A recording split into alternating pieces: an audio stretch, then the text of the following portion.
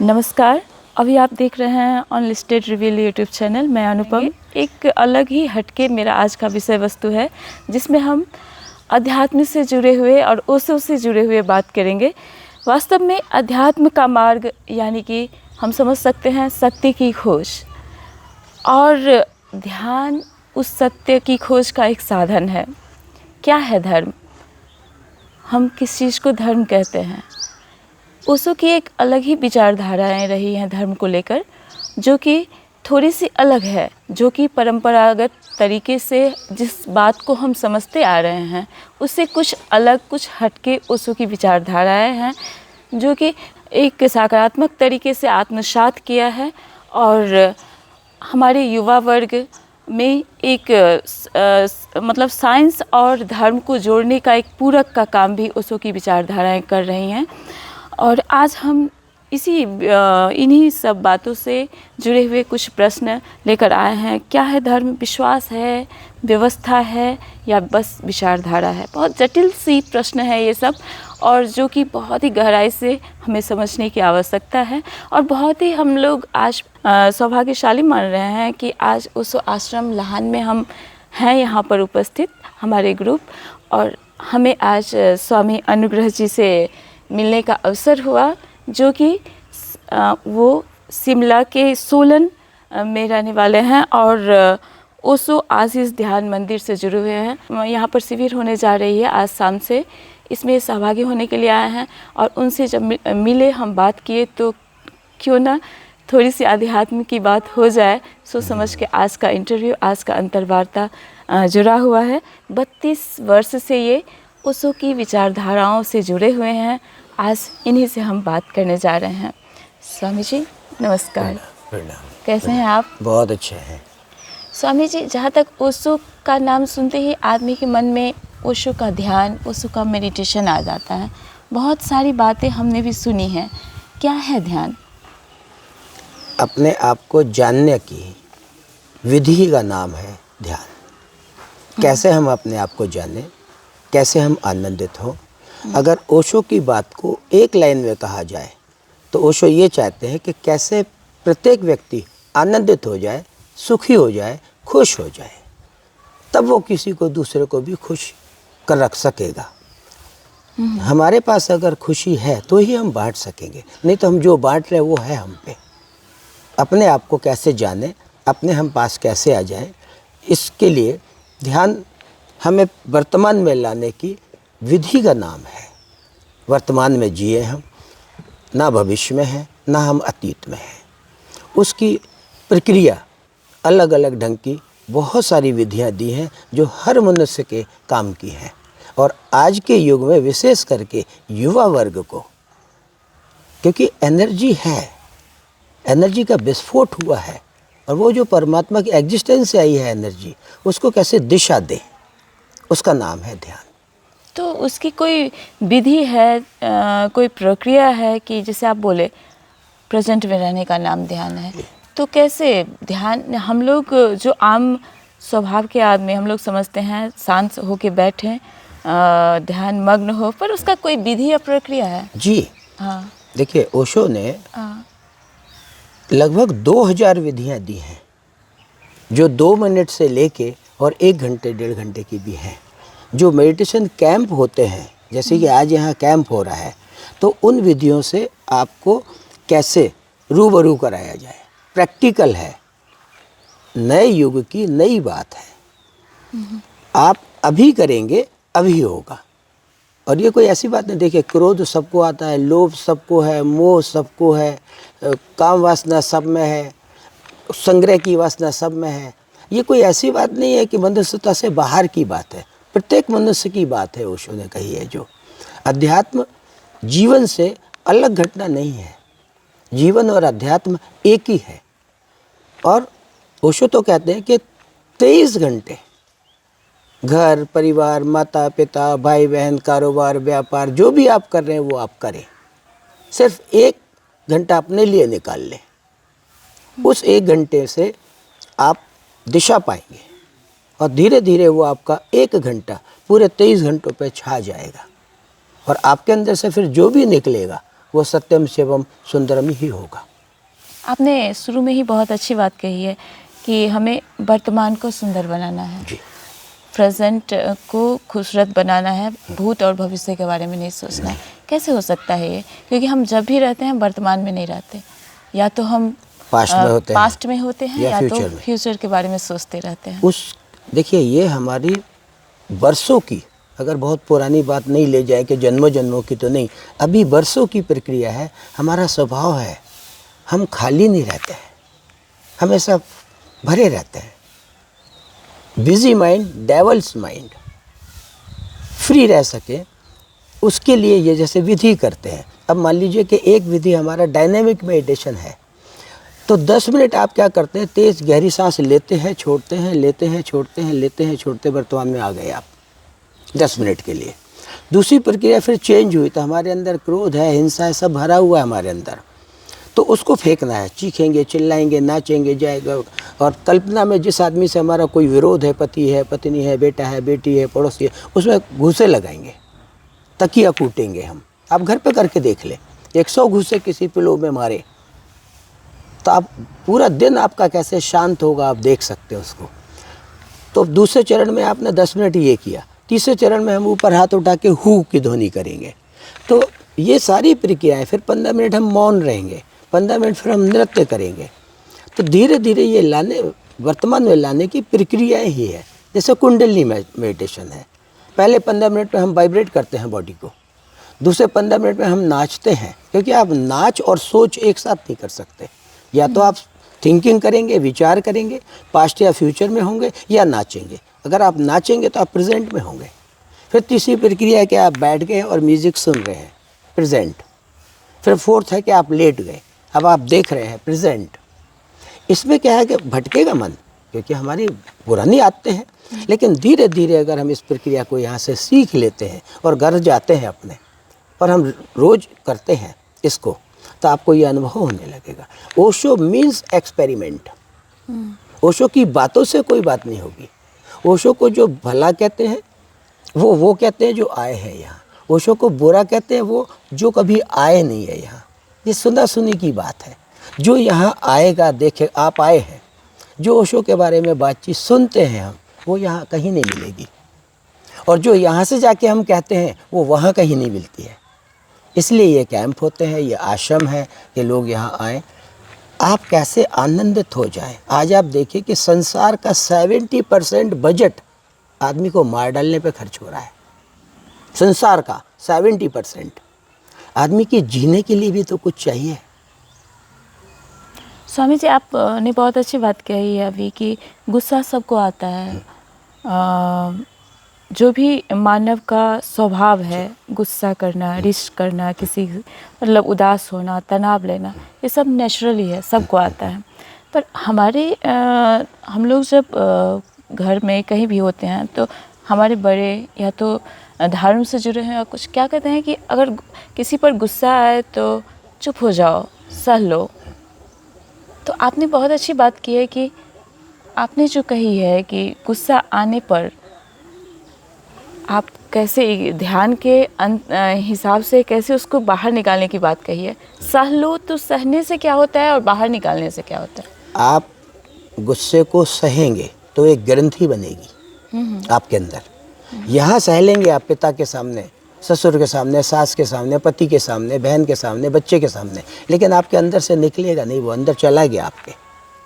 अगर आप 2 मिनट को कहीं थोड़ा सा समय निकाल के चले जाए और उसी समय इसको रिलीज़ कर दें, अपनी ये क्रोध, ये एनर्जी है, इसको रूपांतरित करना है।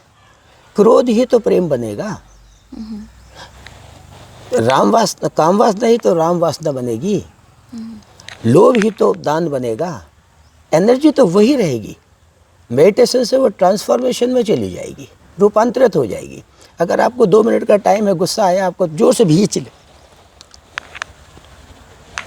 ऐसे आप 3 बार कर लें, आपकी एनर्जी रिलीज हो जाएगी। वो रिलीज करना जरूरी है। वो रिलीज करना जरूरी है। दबाएंगे आप तो दबा लिया आपने। आप दबाएंगे तो किसी पे निकलेगी वो, कहीं ना कहीं आप निकालेंगे उसको, नहीं तो खुद को सताएंगे आप, खुद को दुख दे रहे हैं। और जब हम दुखी हैं तो हम कैसे किसी को सुख देंगे? हर आदमी सुख दे रहा है, जो हमारे पास होगा वही हम दूसरे लेकिन को दे पहुँच सकते दुख हैं। रहा है। बहुत अच्छी बात। हम अपने पास आ जाएं, हम जब सुखी होंगे तो हम चाहे भी किसी को दुख, कैसे जीसस ने कहा होगा, वो फांसी लगा रहे हैं उन्हें, ये परमात्मा इन्हें माफ़ कर देना, ये नहीं जानते कि ये क्या कर रहे हैं। हम कब बनेंगे वैसे? ये इस प्रक्रिया का नाम है ध्यान, कि हम उनको भी प्रार्थना कर सके परमात्मा से, उनके भी सुख की, सबका मंगल हो, सबका कल्याण हो, सबका शुभ हो। वो जो हमें सता रहे हैं उनका भी, क्योंकि हम तो नहीं सता रहे ना। हम क्या दे सकते हैं? हमारे पास आनंद है, सुख है, प्रेम है। ओशो ने 2 पंख दिए इंसान को, एक ध्यान और एक प्रेम। भीतर ध्यान होगा तो बाहर प्रेम होगा, बाहर प्रेम होगा तो भीतर ध्यान होगा। ये 2 पंख हैं ध्यान और प्रेम के, जो हर इंसान के लिए है। ओशो कुछ ऐसा नहीं है कि कुछ स्पेशल है। धर्म, ओशो का धर्म सिर्फ इतनी सी बात कर रहा है कि तुम खुश कैसे हो जाओ, आनंदित हो जाओ। बच्चे हैं हमारे, स्कूल कॉलेज में पढ़ रहे हैं, सुसाइड कर रहे हैं, इतना प्रेशर है उन पे। भाई ठीक है, अगर आपको नहीं भा रही है साइंस तो आप आर्ट ले लो, कुछ और विषय ले लो। मरना क्यों है? ये जीवन बहुत कीमती है, इसे यूं ही नहीं जाना चाहिए। प्रेम की हम बात करते हैं, पूजा पाठ की बात करते हैं, मंदिर मस्जिद हम जाते हैं, तो घर में हमारी माँ, हमारी बहन, हमारी बेटी, हमारी पत्नी, हमारा तो ये मंदिर है ना। परिवार मंदिर है, हमारे माता पिता मंदिर हैं, हमारी पत्नी मंदिर है, हमारे बच्चे मंदिर हैं हमारे। अगर ये मंदिर हमारा संपूर्ण नहीं है तो उस मंदिर में जाने से कैसे बात बनेगी? बहुत अच्छी बात कही आपने, और यही प्रश्न हम लेने वाले ही थे अभी। उस की विचारधाराएं और हिंदू धर्म की विचारधाराएं में ये भी एक अलगपन है कि हिंदू धर्म में मूर्ति को माना जाता है, मूर्ति की पूजा की जाती है। जगह जगह तीर्थ स्थानें हैं जहाँ पर मूर्तियों की पूजा की जाती है बहुत ही श्रद्धा से, और ओशो इनका विरोध करते हैं।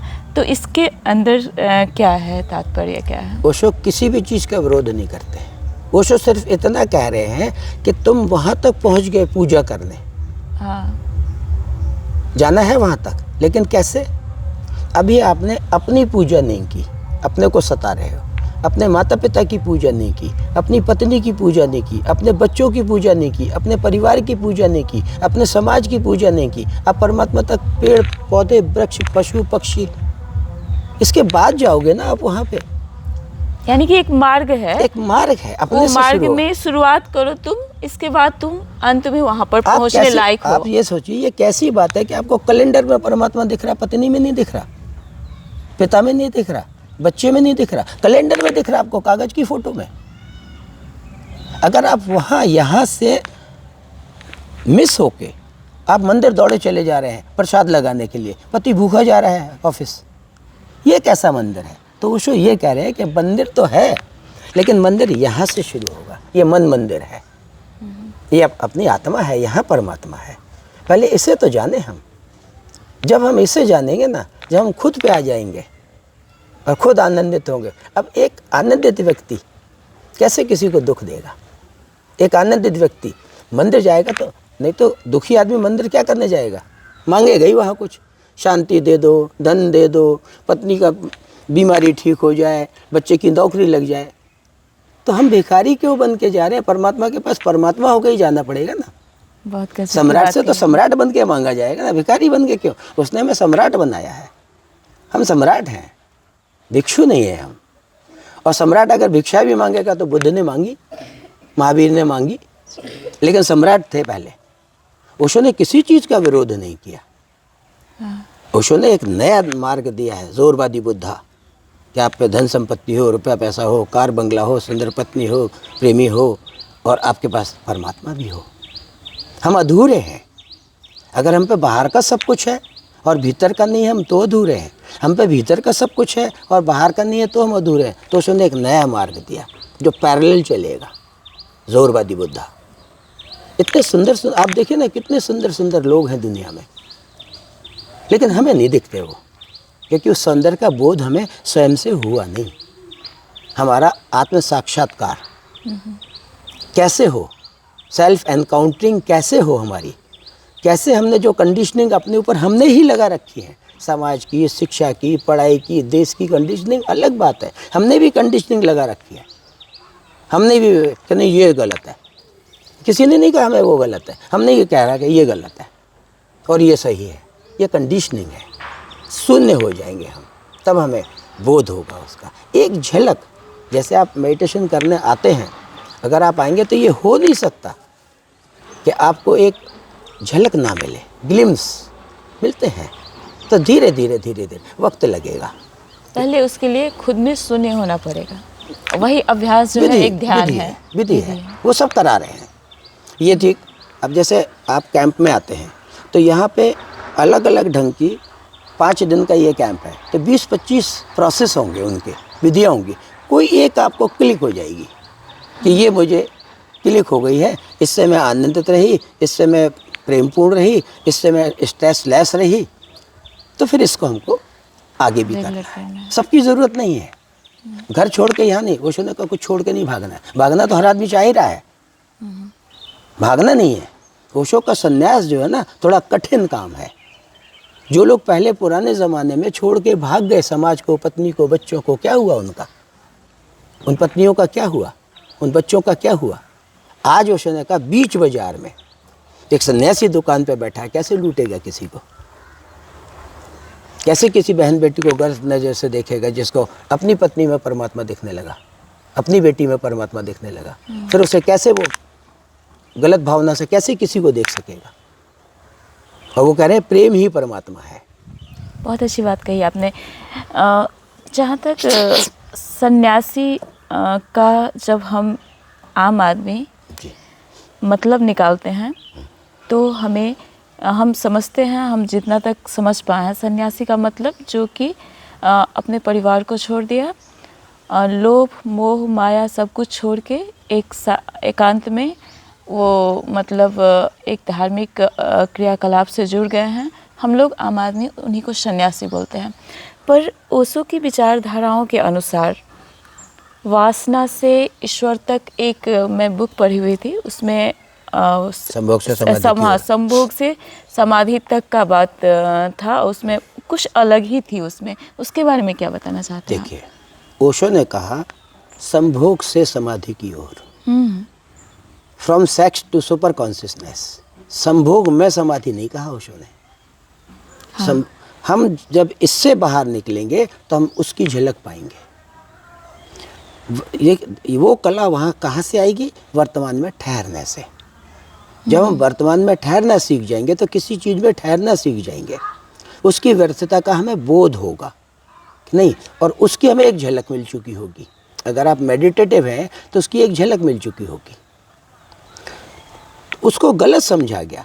ओशो की 650 किताबें हैं, वो एक किताब है संभोग से समाधि की ओर, जिसमें आपने एग्जीबिशन में देखा होगा कि हरवंश राय बच्चन जी कह रहे हैं कि ये किताब हर स्कूल, कॉलेज, यूनिवर्सिटी में कंपलसरी सब्जेक्ट के रूप में पढ़ाया जाना चाहिए। अमृता प्रीतम जी बहुत बड़ी लेखिका हैं, उनकी भूमिका है उसमें। तो वो कैसे हम उस चीज़ से बाहर निकले। और आज हम अगर हमें मान लीजिए कि दिल्ली घूमना है तो हमें लाहन तो छोड़ना होगा ना। तो कैसे हम यहाँ से हट के वहाँ पहुँचे?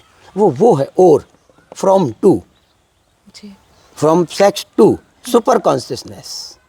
वो एक प्रकृति का दिया हुआ वरदान था जिससे हम, हमारे माता पिता से हमारा जन्म हुआ, राम कृष्ण बुद्ध महावीर सब उसी प्रक्रिया से आए हैं। लेकिन हम गए वहाँ हैं समाधि की तरफ, और कभी समय होगा और पुरानी चीज़ों की तरफ चलेंगे तो गुरुकुल प्रथा की ओर जाएंगे जब हम। तो वो क्या था? कहाँ भागा कोई? ओशो भागने की बात ही नहीं करते हैं। पुराने सन्यास नहीं, ओशो का नया सन्यास, नव सन्यास आंदोलन 1971 में शुरू हुआ। ओशो ने शुरू किया उसको मनाली से, और उसमें क्या शर्त रखी उन्होंने कि घर नहीं छोड़ना है, परिवार नहीं छोड़ना है, माता पिता नहीं छोड़ने, भाई नहीं छोड़ने, कारोबार व्यापार नौकरी कुछ नहीं छोड़ना है, एक चीज़ जोड़ना है।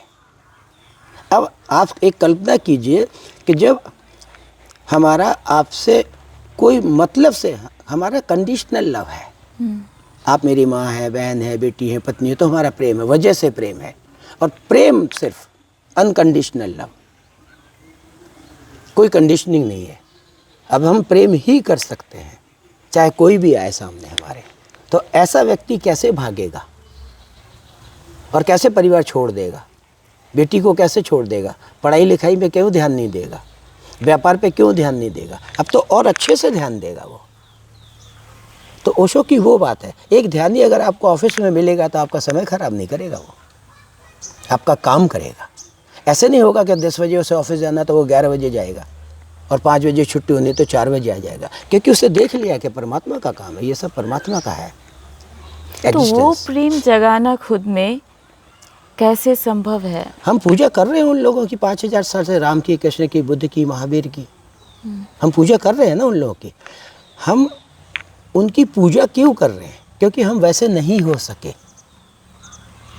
ओशो को नहीं मानते कोई बात नहीं, किसी को मानते हैं, उसके किन नियमों पे हम जी रहे हैं। यानी कि आप अगर किसी की पूजा कर रहे हैं तो उसके मार्गदर्शन में चलना ही ओशो का ये है कि आप उनकी पूजा के बदले उनके मार्गदर्शन में चलें। रास्ते पे चलो, उस रास्ते में सबके रास्ते अच्छे हैं। ओशो का कोई धर्म नहीं है, सारे धर्मों ने जो अच्छी बात कही है उसको जियो आप।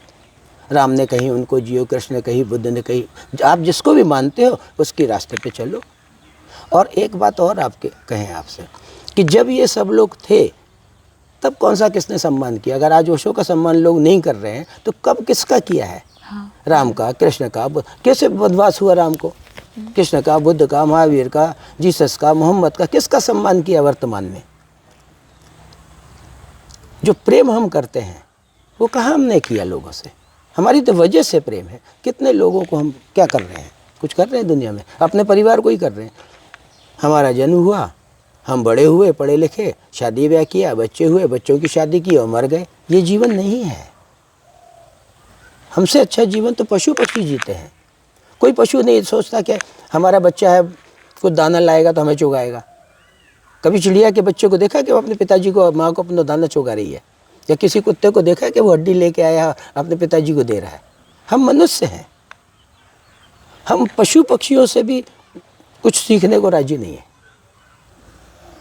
सीखना नहीं चाहते हैं। सीखना नहीं चाहते क्योंकि हम अपने को, जो धर्म है ना, वो खुद को पोंछ डालने का नाम है। जब हम अपने आप को विड्रॉ कर लेते हैं तब अंदर से वो जो हमारे बैठा है साक्षात पार ब्रह्म परमेश्वर, जो भी हम कहें, ये बातचीत तो अलग है, अनुभव अलग है। और इस अनुभव के लिए ही ये कैंप है, ध्यान साधना शिविर है जगह जगह। इसमें ऐसे नहीं करना कि घर छोड़ देना। वो तो घर छोड़ना चाहते ही थे, बहाना बन गए ओशो, या राम या कृष्ण या बुद्ध या महावीर, वो बहाना बन गए। हम तो छोड़ना, भागना ही चाहते थे। एक नॉर्मल आदमी को अपनी दिनचर्या जो है सुबह से लेकर शाम तक किस तरह से करनी चाहिए? कम से कम यहाँ से तो शुरू हो सकता है कि सुबह जब आपकी आँख खुली तो आप सारे संसार को अपन हेलो हाय भेजते हैं, मोबाइल पे भी सब करते हैं। अपने से ही कर लो थोड़ी, अपने शरीर के एक अंग से बात कर लो, हेलो। इतना कुछ इसने दिया मस्तिष्क ने, हमारी आँखों ने इतने सुंदर सुंदर दृश्य दिखाए हमें, हमारे नाक ने इतनी सुंदर सुंदर खुशबू दी हमें, हमारे मुंह से इतनी वाणी निकलती है, कान हमारे कुछ अपना संगीत सुनाते हैं, पूरा एग्जिस्टेंस का हमें सब कुछ सुनाते हैं। पूरे शरीर से एक बार परिणाम हो जाए, थोड़ा सा बातचीत कर लो, भाई इतना यार था आपने हमें ज़िंदगी में, हम चले, अच्छी अच्छी जगह ले गए, कभी इसको भी तो धन्यवाद दे दो। हम यही नहीं है, हम अलग है, ये अलग है। अगर इतना ही से शुरू किया जाए तो निराशा वहीं से खत्म हो जाती है। आप सुबह उठ के प्रार्थना कर, परमात्मा सबका मंगल हो, सबका शुभ हो, सब स्वस्थ रहें, सब धन धान्य रहें, सबका मंगल हो। इतना तो कर ही सकता है यार आदमी, लेकिन ये आता नहीं है क्योंकि हम दुखी हैं। जब हम दुखी हैं तो कैसे सुख दें किसी को? दे तो रहे हैं, मिल किसी को नहीं रहा। सब एक दूसरे के आगे खड़े हैं। पत्नी पति से मांग रही है, पति पत्नी से मांग रहा है, बच्चे पिता से मांग रहे हैं, पिता से बच्चे मांग रहे हैं, पिता बच्चों से मांग रहा है, दे कोई नहीं रहा। क्यों? कि हम खाली हैं। यहाँ गड़बड़ यहाँ है। तो ध्यान का नाम है, यहाँ ठीक कर लो, सब ठीक हो जाएगा। जागना है, भागना नहीं है। जी बिल्कुल। अभी का जो सिचुएशन है, अभी का जो माहौल है, सभी बहुत ज़्यादा धनी होना चाहते हैं, बहुत ज़्यादा लग्जरियस अपना लाइफ बिताना चाहते हैं, फिर भी तनाव बहुत ज़्यादा है, फिर भी बहुत ज़्यादा दुखी हैं, फिर भी बहुत ज़्यादा आत्महत्या की घटना सब बढ़ रही हैं। युवा वर्ग बहुत ज़्यादा नशे की लत में जा रहे हैं। मतलब आर्थिक स्थिति से तो सबल हो रहे हैं सब, पर उतना ही कमज़ोर मानसिक स्थिति से हो रहे हैं, खुद से हो रहे हैं। तो इसे कैसे ठीक किया जाए? देखिए, हमारे अंदर एक बिग वैक्यूम है, बहुत खाली है हम, क्योंकि भरेंगे कैसे हम? पूर्णता क्या है? पूर्ण तो परमात्मा ही है। जब तक हमें उसका कोई दर्शन नहीं होगा, उसका कोई स्वाद नहीं मिलेगा, हम खाली रहेंगे। और खाली चीज़ें कहाँ भागेंगी? प्रेम से खाली व्यक्ति दो दिशाओं में भागेगा, एक पैसे की दिशा में और एक भोजन की दिशा में। वो भरेगा कहीं से तो उसको फुलफिलनेस फील हो। अब धनी धन पा लिया, लेकिन बात तो वो बनी नहीं ना उसकी। तभी तो बुद्ध चले गए, चक्रवर्ती सम्राट थे। क्या धन तो मिल गया, सुंदर सुंदर स्त्रियां मिल गई, हीरे जवाहरात कोहिनूर कार बंगला सब कुछ मिल गया, लेकिन दुख वहीं का वहीं खड़ा हुआ है। तो हमें फुलफिलमेंट कहाँ से मिलेगा? जब हम उससे थोड़ा सा कनेक्ट होंगे। 24 घंटे में 2 मिनट को ही सही, जैसे हम बहुत थके हों और आधे घंटे नींद ले लेते हैं तो फ्रेश हो जाते हैं, ऐसे ही अगर हम एक 2 मिनट को उससे कनेक्ट हो जाए, हमारा सब खाली हो जाए, शून्य हो जाए, हम सिर्फ 2 मिनट को, और ये हो जाता है। पर इसका माध्यम, इसका साधन जो है ध्यान ही है। इस युग की अनिवार्य बात है, इस युग की। हर युग की अपनी अपनी चीज़ें होती हैं। अब अगर पुराने ज़माने में 5 बार ओम कहता था आदमी, ध्यान चला जाता था। आज का खान पान बदल गया। आप देखिए, 30 साल पुरानी दवा नहीं लेते आप बुखार की, नया आ गया है। बुखार की दवा नहीं आ गई है, आपने दवा छोड़ दी 30 साल पुरानी, लेकिन वो जो धर्म था, वो जो चीज़ें थी पुरानी 2000 साल पुरानी, 5000, वो हम उसी से कुछ पाना चाह रहे हैं, वो काम नहीं करेगा। उस युग के लोगों के लिए वो विधियाँ ठीक थी। आज नया संस्करण है ओशो, बिल्कुल नई बात है, और उनका ये आग्रह नहीं है, थोपना आग्रह नहीं है, करके देखें, एक्सपेरिमेंट। हम हर जगह ये बात कहते हैं, ओशो मीन्स एक्सपेरिमेंट, करके देखें। नहीं हो छोड़ दो। कभी कभी ये हो सकता है कि भाई इस दवा से हम ठीक हो गए हैं, आपको रिएक्शन हो जाए, ज़रूरी नहीं है ये काम आ जाए, लेकिन एक बार हम डॉक्टर बदलने को राजी नहीं है। हमारी बीमारी ठीक नहीं हो रही और हम डॉक्टर भी नहीं बदल रहे। भाई या तो ठीक हो जाए या डॉक्टर बदल लो। हम सिर्फ इतना ही प्रार्थना निवेदन लेके आए हैं कि भाई हम ऐसे ही थे, हम भी ऐसे ही हैं, ये सब हमारे अपने ही हैं लोग, हम ऐसे ही थे। कभी इस डॉक्टर के पास आए, इसकी हमें दवा काम कर गई, हम ठीक हो गए, शायद आप भी ठीक हो जाओ। ऐसे पकड़ के लाना नहीं है, कोई धर्म नहीं है, कोई परिवर्तन, ये सब नहीं है। बच्चे हमारे स्ट्रेस में क्यों हैं? कि उनको एक दौड़ लगा दी गई, जो माता पिता नहीं कर पाए उनके कंधे पे बंदूक रख दी, तुम ये करो। वो हमारे मेहमान आए हमारे घर में, ये ठीक है वो माध्यम बने हम उनके, हमारा बच्चा है, लेकिन है तो वो उसका। जिनके माता पिता बच्चा जन्म लेता, माँ मर जाती है, पिता मर जाते हैं, पिता थे नहीं, माँ मर गई जन्म से, क्या उन बच्चों का कुछ नहीं? हमें ऐसा लगता कि हम नहीं है करता। कहने का मतलब हम थोपते हैं बच्चे को, अपनी जो हमारी इच्छा है वो हम बच्चे पर थोपते हैं, जो कि नहीं होनी चाहिए। नहीं, देखिए, हम दूसरों की बात, हम अपनी बात करते हैं। हमारे 2 बेटे 2 बेटियां हैं, हमने उन्हें कहा जो तुम्हें ठीक लगे, क्या तुम्हें पढ़ना है, क्या तुम्हें पहनना है, क्या तुम्हें खाना है, क्या तुम्हें जॉब करनी है, कहाँ तुम्हें विवाह करके जुड़ना है, तुम स्वतंत्र हो। इंडिविजुअलिटी और फ्रीडम, तुम निर्णय लो, हम साथ में। हमसे पूछोगे तो हम ये बताएंगे कि ये रास्ता बेटे यहाँ जाता है, ये यहाँ जाता है, तुम चुन लो, हम साथ हैं। यानी हम निर्देश, मतलब सही रास्ता दिखाएं, पर उस पे थोपे नहीं। उससे पूछें बेहतर क्या है, हम आपको बताएं, बेहतर ये उससे पूछे कि तुम क्या करना चाहते हो, तुम ये करो। अगर बाई चांस तुम्हें लगे 2 साल बाद कि ये तुम्हारा विषय नहीं था, तुम वापस आ जाओ, हम तुम्हारे साथ खड़े हैं। अब वो प्रेशर होता है, समाज का प्रेशर, माता पिता का प्रेशर, दोस्तों का प्रेशर। अब वो क्या करता है, बेचारा मर जाता है। 7वीं क्लास का बच्चा सुसाइड कर रहा है, आप उसे जीने नहीं देते। हमने इतना पैसा खर्च किया, इतना तुम्हारे लिए ये किया, वो किया, वो किया, वो प्रेशर में बेचारा मर जाता है। क्यों मरेंगे बच्चे? हमारे प्राण है वो। बहुत बड़ी बात कही आपने। कैसी बात है ये कि हमारे बच्चे सिर्फ इस वजह से मर रहे हैं, हमसे डर के मर रहे हैं। जहाँ प्रेम होगा वहाँ भय नहीं होगा, और जहाँ भय होगा वहाँ प्रेम नहीं होगा। ये हो ही नहीं सकता है कि जिसको आपसे डर लगता है वो आपसे प्रेम भी करे, और ये हो ही नहीं सकता कि जो आपको प्रेम करे वो आपसे डरे। कैसे डरेंगे? आपके हाथ में तलवार भी हो, हमारी गर्दन पर रखी हो, और हमें पता है आप हमें प्रेम करते हैं, तो कोई बात नहीं, कैसे आप हमें दुख देंगे? इसलिए वो बच्चे विचलित हो रहे हैं। युवाओं की बात हो रही है, तो अभी के माहौल में हम सिरहा ज़िला की ही बात करें तो एक टारगेट पॉइंट है यहाँ पर।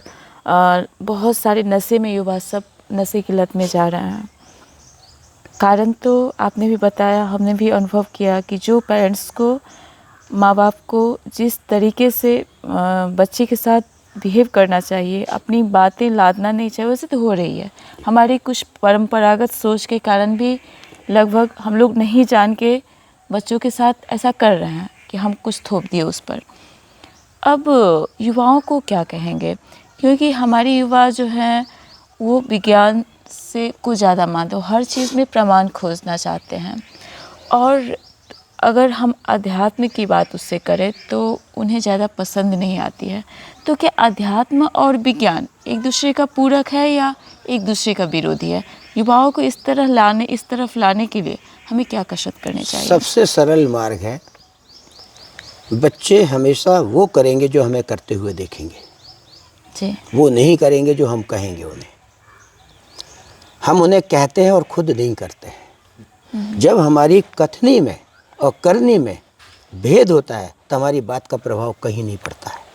हमने अपने जीवन से सीखा, हमने अपने बच्चों को कुछ नहीं दिया, कुछ भी नहीं दिया, उनको रुपया पैसा कुछ भी नहीं दिया। सिर्फ एक चीज़ हमने किसी से पूछा, जैसे आज आप हमसे पूछ रही हैं, हमने किसी से पूछा कि हमारे पास 4 बच्चे हैं, अब ये स्कूल जाने वाले हैं, कुछ ऐसा रास्ता बताइए कि कम से कम पैसे में इनकी ज़िंदगी बढ़िया से बढ़िया हो जाए। तो उन्होंने कहा कि जो आप चाहते हैं कि आपके बच्चे करें वो आप करना। हमने कभी किसी बच्चे को नहीं कहा तुम ध्यान करो, साधना करो। हमने किया तो उन्होंने देखा। ये बच्चा बैठा है, ग्रेजुएशन में है, 3 साल की 4 साल की उम्र से हमारे साथ है, रिश्ते में हम कोई नहीं है, लेकिन इन्होंने हमें करते देखा तो वो उन्होंने भी किया। एक तो रास्ता, सबसे सरल रास्ता ये है कि जो हम चाहते हैं कि हमारे बच्चे करें वो हम करें। हम उनसे प्रेम कर रहे हैं। पर अब नशा, एनर्जी, आप देखिए 7, 14, 21, 28, 35, 42, 49, ये 7-7 साल के चक्र के हैं, हमारे 7 चक्र हैं और ये खुलते हैं। ये 14 से जैसे ही 21 में, 7 साल का बच्चा जैसे ही बड़ा होगा उसको ना कहना सीख जाएगा, उसका अंदर मैं आ जाएगी, नहीं करना है। 14 साल में कुछ और हो जाएगा वो। अब उसके पास एनर्जी है और दिशा भीतर से कोई है नहीं, तो वो नशे की तरफ जाएगा। क्योंकि कैसे अपने पास ठहरे हम, कैसे रोकें, कोई ना तो टीचर बताने वाले हैं, ना समाज उन्हें बताने वाला है, ना माता पिता के पास रास्ता है, तो वो भटकेगी एनर्जी फिर। तो या तो ध्यान या तो शराब, और शराब और ध्यान का गहरा संबंध है। कैसे भी इस बड़े से बड़ा शराबी आप ले आइए यहाँ पे, उसको शराब छोड़नी नहीं है, उसे ध्यान शुरू करना है। शराब छोड़ने की बात ही नहीं करनी उससे, नशा छोड़ने की बात ही नहीं करनी उससे, क्योंकि छोड़ने की तुम बता ही रहे, तुम ये मत करो, तुम ये मत करो, तुम ये मत करो, तुम ये, उसे ये बताओ ना तुम क्या करो। अब ये हिप्पीज में आया था, कहाँ से आया था वो कहते थे बच्चों से पढ़ो। बोले क्यों? बोले पढ़ोगे तो तुम अच्छी जॉब पाओगे, अच्छा बिजनेस करोगे, तुम्हें पैसे आएंगे। बोले आप पे हैं, आप दुखी हो, हम क्यों कमाएं?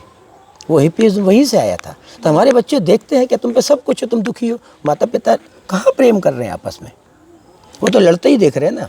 कोई लड़का माता पिता को लड़ते देखता है तो वही सोचेगा स्त्री माने सताने वाली, लड़की देखेगी तो पुरुष माने सताने वाला। एक माहौल बनेगा जब हम मेडिटेटिव हो। ये समाज नहीं बदलेगा, समाज कभी नहीं बदलता, व्यक्ति बदलता है। व्यक्ति से समाज बना है, परिवार बना। हम भी तो यही कह रहे हैं, वो भी तो यही कह रहे हैं, घर, समाज, परिवार, स्कूल, कॉलेज, वहाँ से शुरू करना होगा। एक नई बात है। आप ले आओ कि हम तो जेल में ही गए हैं, जेलों में भी गए हैं, लोगों से बात की है। लोग कहते रहे, उन्होंने कहा कि काश ये रास्ता हमें पहले मिल गया होता। जिन्हें नहीं मिला, ओशो की शिक्षा कंसीव करने से है कि आप कैसी भाव दशा में कंसीव करें चेतना को। आप पहले बायोडाटा लिख लें, बाद में कंसीव करें। गर्भाधान संस्कार, पुरानी चीज़ को ओशो ने फिर से नए ढंग से लाए हैं ओशो। तंत्र नाम सुना था लोगों ने, ओशो ने फिर से लाए हैं दुनिया में। और तंत्र के नाम पे लोग क्या क्या करते हैं, लेकिन तंत्र कितनी खूबसूरत चीज़ है। तंत्र का मतलब वो नहीं है कि आप शराब पियो व्यभिचार करो। तंत्र का मतलब यही था कि अपने तंत्र को, इस तंत्र को जाने, और इस तंत्र को जानेंगे तो यही मिल जाएगा परमात्मा। हमने कहा ना, यही शरीर, यही मन, यही आत्मा, यही परमात्मा। कहीं जाना वाना नहीं है, ना घर छोड़ना। वो बार बार वही बात है, कुछ छोड़ना नहीं, एक चीज़ जोड़ना है। एक्सपेरिमेंट, हमने पशु पक्षियों पे एक्सपेरिमेंट कर लिए, हमने सब्जियों पे कर लिए, हम मनुष्य पे कैसे मनुष्यता अच्छी आए इस ज़माने में। ये नौजवानों का युग है। आज का बच्चा जितना होशियार है, पूरी पृथ्वी जब से बनी इतना होशियार बच्चा पहले कभी नहीं था। दुनिया जेब में डाले घूम रहा है वो। उसको दिशा नहीं देंगे तो सिवाय भटकाव के कुछ नहीं होगा। आर्मी बनेगी, देश बनेंगे और देश लड़ेंगे। हमारे हथियार कैसे बिके, हथियार कैसे डुबो दो पानी में, सब इंसान को ऊपर लाओ, ये सारा पैसा इंसान पे खर्च करो ना। 80% 70% दुनिया का बजट, वो जो पहले बात हमने कही आपसे, ये यहाँ से शुरू होगा। आप देखिए कितनी प्यारी सी जगह है ये। अब यहाँ पैसा आप पे है तो ठीक, नहीं है तो ठीक। अगर कोई ऐसा भी आ जाता किसी पे नहीं है, सचमुच में नहीं है, झूठ बोलेगा तब तथास्तु कह देंगे, फिर होगा भी तो नहीं होगा। लेकिन एक प्रेम की दुनिया है ये। आप कैसे प्रेम से बैठे हैं आज ये काम नहीं कर रहे हैं आप। ये नहीं, मुझे तो पता ही नहीं चल रहा है कि मैं आपसे इंटरव्यू ले रही हूँ, मेरा काम हो रहा है। मैं तो जैसे मगन हो गई हूँ आपसे बात करके। ऐसे ही काम, ऐसे ही आदमी आनंदित हो सकता है। वो काम नहीं है, फिर वो उसका काम है।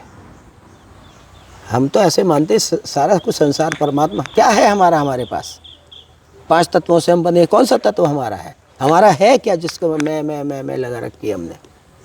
क्या है हमारा?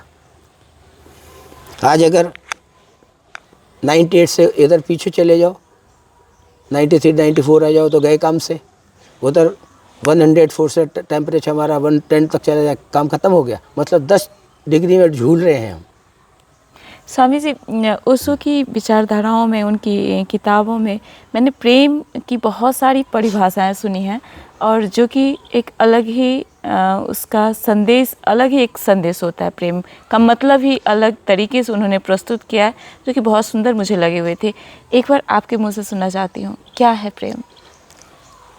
प्रेम ही परमात्मा है, लेकिन ये होगा अपने से। आप शुरू से ही मतलब प्रेम के बारे ही में बात कर रहे हैं। अपने से प्रेम होगा, अपने से होगा, खुद से शुरू होगा। हम अपने से प्रेम करेंगे, ना हम नींद दबाएंगे, ना भूख दबाएंगे, ना हंसी दबाएंगे, ना रोना दबाएंगे, ना प्रेम दबाएंगे, ना काम वासना दबाएंगे, कुछ दबाएंगे नहीं हम। अगर हम आपसे कह देंगे कोई बात कि माँ आज मुझसे वो गलती हो गई है, आप हमें डांटेंगी क्योंकि प्रेम करती हो आप हमें आगे बढ़ाएंगे। कोई बात नहीं बेटे, ये रास्ता ऐसे नहीं था, अपन ऐसे चलो। कंडीशनल लव, किसी भी चीज़ की कंडीशन नहीं होगी। जहाँ प्रेम होगा वहाँ सिर्फ प्रेम होगा, विशुद्ध प्रेम। अभी हमारा कंडीशनल लव है, वजह से लव है, फिर बेवजह है। वो ओशो जो बात कर रहे हैं, बेवजह बस प्रेम है। ये वृक्षों से है, फूलों से है, पत्तों से है, पत्थर से भी हो जाएगा। फिर पत्थर ऐसे कोई भी चीज़ होगी तो कांटा भी होगा ना, तो उसको धन्यवाद देंगे यार कि तुम थोड़े से ही चुभे, जरा सा खून निकला, पूरे अंदर से बाहर भी हो सकते थे। यानी कि जब हम प्रेममय होंगे तो सब कुछ हमारे अनुकूल लगेगा, अनुकूल होगा। हर जर्रा चमकता है अनवार इलाही से, हर सांस ये कहती है कि मैं हूँ तो खुदा भी है। हमारे होने से ही सब कुछ होगा ना। हम अपने आप पे आ जाएं, अपने से प्रेम करें, अपने को ना सताएं। प्यास लगी है, पानी पी लें, काम बात। हम क्या करते हैं, अच्छा पानी पीते हैं, जरा एक फाइल निपटा लें, ये काम निपटा लें। वो हमने दबाया। दबाना नहीं है, सहज जीना है। पानी पी के आ गए, फिर काम में लग गए। लेकिन हमने बोझ बना रखा है। हमारे जीवन में सब बोझ है। टारगेट पूरा करना है जी, ये टारगेट पूरा करना है, आज कुछ देना है। नहीं, प्रेम से जीना है, फिर सब आ जाएगा। फिर सब कुछ काम होता रहेगा, सब होता रहेगा, सब होता रहेगा, करते रहेंगे आप। फिर वो काम नहीं रहेगा, फिर वो कर्म ही पूजा, कर्म योग हो गया। वो हमारा कर्म योग हो गया। हमने क्या किया, धर्म को और जीवन को। धर्म और जीवन दो चीज़ें नहीं है, एक ही है। लेकिन हमसे ही शुरू होगा, हमसे शुरू होगा, फिर ये फैलेगा। जैसे ये पूरा विस्तार है, परमात्मा का ही विस्तार है, सब तरफ आप देखो कहीं, सब उसके अलावा क्या है। लेकिन वो हमें अपने में दिख जाए। आज ओशो जो कहते हैं ना कि मैं तुम्हारे भीतर बैठे हुए परमात्मा को प्रणाम करता हूँ, हम लोग भी कुछ कहने लगे, लेकिन हम लोग कह ही रहे हैं, हमें अपने अंदर, उन्हें अपने अंदर दिख गया था, तब वो कहते थे दूसरों को मैं तुम्हारे भीतर बैठे हुए परमात्मा को प्रणाम करता हूँ, क्योंकि अपना दिख गया ना। अब परमात्मा को दुख कैसे देगा? और ये कोई ऐसी बातें नहीं है कि हवाई बातें हैं, आओ करो देखो, अभी होगा। आप बहुत स्ट्रेस में, बहुत परेशान है, बहुत गुस्से में है, आप एक पिलो ले लीजिए और 100 घुस्से लगाइए उसमें, आप देखो उस दिन आपका दिन कैसा बीतेगा। 30-40 घुस्से में पिलो आदमी बन जाएगा वो, कभी कोई कभी कोई कभी कोई। और जिनके प्रति आप गुस्सा दबाएंगे उनको प्रेम नहीं करेंगे फिर आप। हमारी मन की जो भी मनोभाव है उसको दबाना नहीं है, उसको बाहर निकालना है, बाहर निकालना है, बस दिशा सही होनी चाहिए, उसको रूपांतरित करना है, रूपांतरित करना, एनर्जी में रूपांतरित करना। काम राम बनेगा, क्रोध क्षमा बनेगी, लोभ दान बनेगा, चीज़ें तो वही रहेंगी। वो जैसे नहीं 2 तरफ पहनते कपड़ापन, इस तरह वैसा उस तरह वैसा, वो वैसे ही है। ये सारी एनर्जी का ट्रांसफॉर्मेशन, रूपांतरण। स्वामी जी, कार्यक्रम के हम लोग अंत चरण में आ चुके हैं। वैसे तो इतनी गहरी बातें हो रही हैं जी, मेरी समझ में बहुत सारी, मुझे बस सुनने में बहुत अच्छा लग रहा है आपसे, क्योंकि हम भी इसमें बहुत ज़्यादा जुड़े हुए नहीं हैं और बहुत ही नया अनुभव हो रहा है आपसे बातें करके, बहुत ही अच्छा लग रहा है, बहुत ही खुद भीतर से एक अच्छा फील कर रही हूँ। मैं अंत में पूछना चाहती हूँ आपसे, हम ये बार बार उठा रहे हैं वैसे प्रश्न, हम लोग बहुत ही तनाव में हैं, किसी न किसी चीज़ की तनाव हम लिए रहते हैं, और जहाँ तक क्या है कि हम हमेशा दूसरे को दोष देते रहते हैं अपने किसी भी परिणाम के लिए। हम खुद से दोष नहीं दे के दूसरे को कारण बनाते हैं। किसी के प्रति हम उतना कृतज्ञ नहीं हैं, क्योंकि हम लोग एक इंसान जो है सामाजिक प्राणी है, किसी न किसी के बदौलत ही इस दुनिया में है, पर हम कृतज्ञ नहीं हैं। ऐसे में और तनाव तो है ही स्वाभाविक।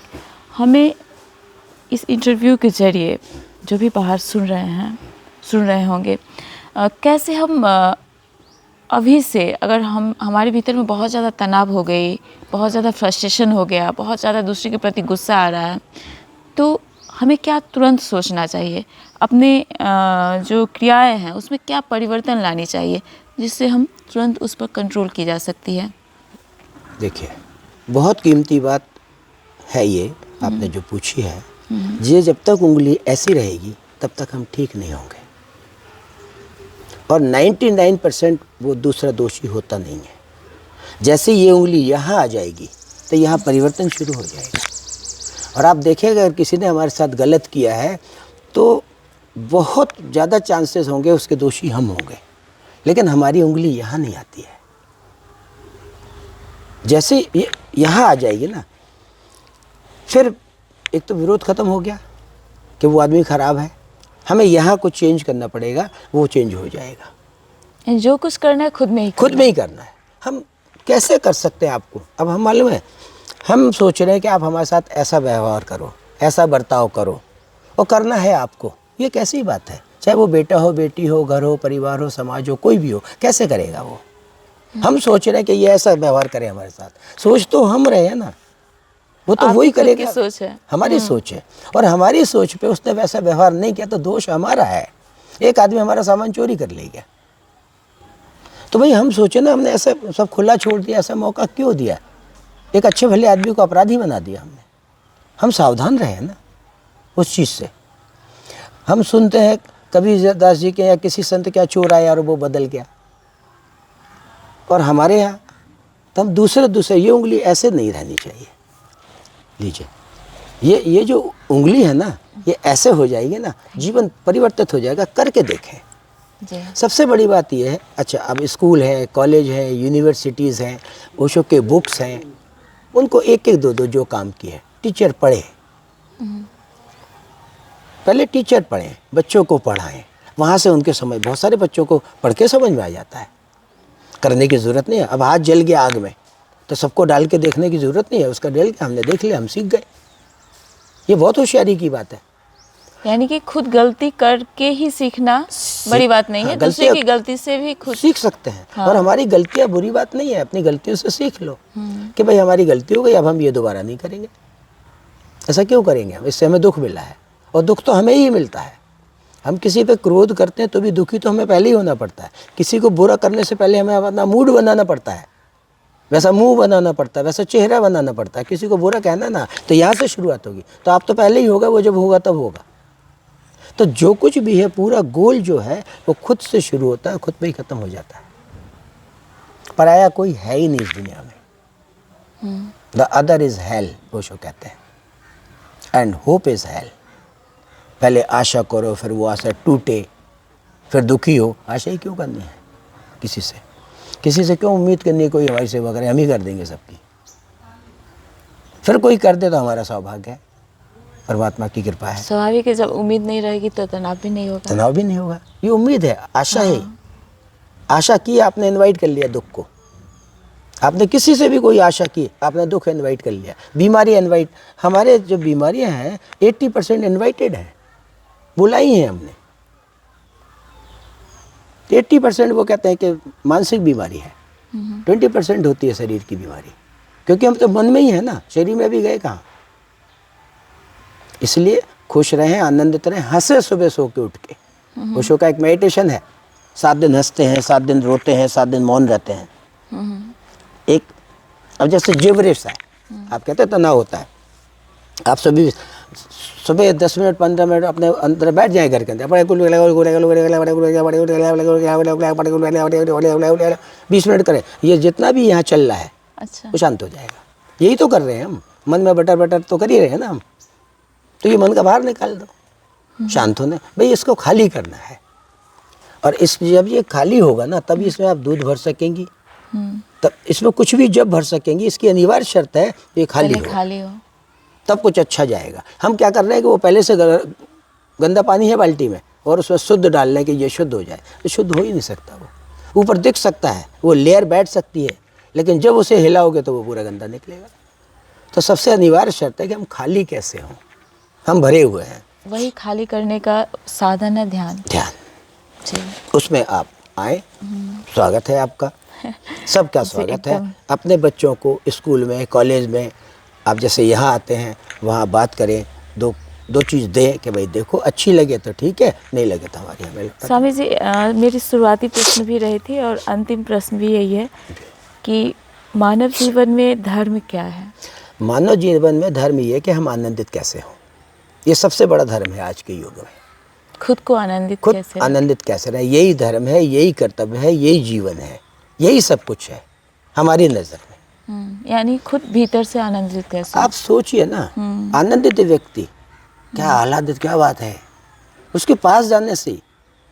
कभी कभी अपन देखते हैं ना कि तालाब आया नहीं है अभी, लेकिन ठंडी हवाएं आने लगती हैं। बाग बगीचा आया नहीं है, लेकिन सुगंध आने लगती है।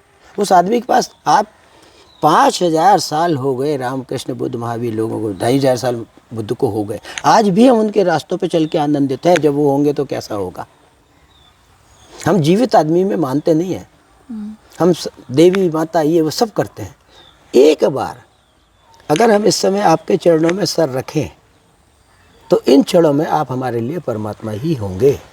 आप कुछ भी हो किसी के लिए, दुनिया के लिए, हमारे लिए भगवान होंगे आप, क्योंकि हम उस चित्त दशा में हैं कि हम भगवान के अलावा कुछ देख ही नहीं सकते, ईश्वर के अलावा हम कुछ देख ही नहीं पाते हैं, क्योंकि हमें अपने अंदर से आनंद मिला है। तो हम आपके साथ प्रेम से ही रहेंगे। कृतज्ञता कितनी जरूरी है? कृतज्ञता ही जरूरी है। कोई कुछ भी कर रहा है, कृतज्ञ ही होना है। आजकल हम लोग कृतज्ञ नहीं हो रहे हैं। जिस अगर अच्छा हुआ तो खुद जिम्मेवार, स्वाद बुरा हुआ तो दूसरे जिम्मेवार। स्वाद नहीं है ना हमें लाइफ का। अच्छा, रियल लाइफ का हमें कोई स्वाद नहीं है, कोई टेस्ट नहीं है, टेस्ट ऑफ लाइफ नहीं है। सब कुछ यूं ही चल रहा है, जिसको जो ठीक लग रहा है वो। हम पगलाए हुए लोग हैं थोड़ा सा, क्योंकि वक्त लगेगा ये सारी चीज़ों में। लेकिन हमारी आपसे रिक्वेस्ट ये है कि कम से कम आप यहाँ जैसे 5 दिन है, 1 घंटे का कोई समय निकाल लें, क्योंकि फिर आप ये बात जो हम कह रहे हैं वो आप देखिए नहीं कर पाएंगे। सत्य क्या है। जो बातें हमें रामकृष्ण बुद्ध महावीर ओशो ने बताई, वो उनका एक्सपेरिमेंट था। ठीक है, आज हमने आपको बता दिया कि आप यहाँ से जाएंगे तो ये बस स्टैंड वहाँ मिलेगा, और आप बस स्टैंड चले गए, वो रास्ता मिल गया आपको। फिर आपसे कोई पूछेगा कि बस स्टैंड कहाँ है, तो आप ये थोड़ी कहोगे स्वामी जी ने बताया था वहाँ है। नहीं, मैंने देखा है वो वहाँ है बस स्टैंड। जैसे ही सत्य हमारे अनुभव में आ जाता है वो हमारा हो जाता है, वो सत्य पराया नहीं होता है। तो ये जितनी भी आपने प्रश्न पूछे हैं गहरे प्रश्न हैं, मानवता के शुभ के लिए है, लेकिन शुभ की कहीं से शुरुआत तो होगी। ये तनाव है, ये सब शुभ है। अगर हमें कोई दुख दे रहा है तो बढ़िया ही है, हमें वो नहीं कहा। अब देखिए मान लीजिए हम फेल हो गए गणित में, तो ये हमारे साथ अच्छा ही हुआ, हमने दूसरा सब्जेक्ट लिया, उसमें हमने टॉप कर लिया। जो हो रहा है अच्छा ही हो अच्छा ही हो रहा है, बुरा होता ही नहीं इस दुनिया में कुछ। लेकिन ये कब समझ में आ जाता है, जब हम अच्छे जी रहे हों, फिर सब चीज़ उसका प्रसाद ही लगता है। क्यों, अगर कांटा लगा तो या तलवार भी लग सकती थी। ये शुभ है भगवान, धन्यवाद, कांटे में ही निपटा दिया। कि पैर में ठोकर लगी, ईंट से ही निपटा दिया, बड़े पत्थर से नहीं टकराए। कि छोटी जरा से 1 फीट ऊपर से ही गिर गए, फिसल के पैर, छत से गिरते तो क्या होता। तो फिर वो कृतज्ञता ही आ जाएगी। कितने अच्छे बात है, कृतज्ञता नहीं, इनको देखो तो ऐसा अवाक रह जाए हम। हमारे जीवन से विस्मय भी खो गया। कितना सुंदर वातावरण, कैसे हम लोग बैठे हो, लग रहा है कोई हम काम कर रहे हैं, मजे कर रहे हैं हम। तो ये मजे करने हैं दुनिया में, काम भी हो रहा है। काम तो हो रहा है, हम तो मजे कर रहे हैं। वही ना, काम लक्ष्य नहीं रहा अब। हाँ आए थे काम से। हाँ वो एक शेर है ना कि अजीब इत्तेफाक था तेरी गली में आने का, अजीब इत्तेफाक था तेरी गली में आने का, किसी काम से आए थे और किसी काम के नहीं रहे। बिल्कुल वैसे ही मेरी भी मनोदशा है वास्तव में। हम कितने बार कह चुके हैं कि समय खत्म हो गया है, फिर भी जैसे लगता है कुछ और आपके समय आप लोग के साथ समय बिता लें, कुछ और बातें सुन लें, पर हम हमारे पास समय में बंधे हुए हैं हम। अवश्य ही फिर से मौका मिलेगा। और आपने जो कहा है कि अनुभव करके देखो, हम कोशिश करेंगे, पूरा कोशिश करेंगे कि अनुभव करने का हमें भी मौका मिले। सब अनुभव करें, बिना अनुभव के किसी चीज़ को अपनाए नहीं। वो उधार है, हम उधार जी रहे इसलिए दुखी है जी। नगद धर्म को जिए। कभी सोलन पधारें, शिमला घुमाएंगे आपको। पूरा संसार बहुत सुंदर है, हम सुंदर हैं, हम सुंदर हो जाएं। खुद में सुंदर बनाना है खुद को। हमारे हाथ में सब, हम परमात्मा से कम नहीं है, हम परमात्मा से कम नहीं है। देखिए लास्ट बात है, एक बीज है यहाँ पे इस वृक्ष का, हम इस वृक्ष के पास उस बीज को ले जाएं और उस वृक्ष से कहें कि कभी तुम ऐसे थे, उसको भरोसा नहीं आएगा। और इस बीज से कहें कि तुम वैसे हो सकते हो, उसे भरोसा नहीं आएगा। लेकिन दोनों बातें सत्य हैं। ये वैसा हो सकता है और वो कभी ऐसा था। यही ध्यान का, साधना का, शिविर का आयोजन करने का मतलब है कि हम परमात्मा के बीज हैं, हम भी वृक्ष हो सकते हैं। हो पाए ना हो पाए एक अलग बात है, लेकिन प्रक्रिया यही है। बहुत बहुत धन्यवाद आपको। आपका बहुत धन्यवाद, बहुत समय दिया आपने। और आपसे हमने और हमारे दर्शकों ने बहुत सारी गहरी बातें सुनी हैं। आशा करती हूँ बहुत चीज़ परिवर्तन हम इन बातों से ला सकते हैं और इसे अनुभव करके ला सकते हैं। बहुत बहुत धन्यवाद। आप लोग भी यूट्यूब चैनल में अगर जुड़े हुए हैं और हमारी वीडियो देख रहे हैं, अगर अच्छी लगे तो लाइक सब्सक्राइब कीजिएगा। और फिर हम दूसरे दिन दूसरे मुद्दे लेकर उपस्थित होंगे ही। तब तक के लिए हमारी संपूर्ण यूनिट की तरफ से बहुत बहुत धन्यवाद। प्रणाम।